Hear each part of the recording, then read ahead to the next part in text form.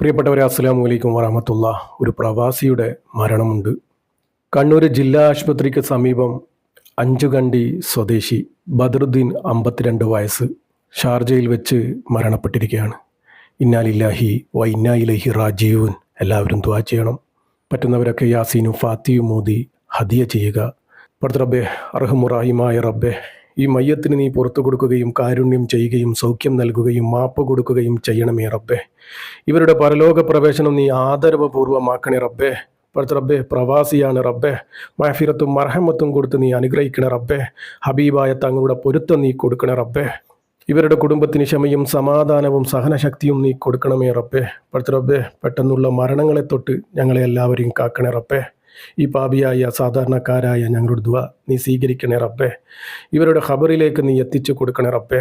ആമീൻ ആമീൻ യാ റബ്ബൽ ആലമീൻ. ഇൻഷാ അല്ലാഹ് ദുആ വസിയത്തോടെ അസ്സലാമു അലൈക്കും വറഹ്മത്തുള്ളാഹി.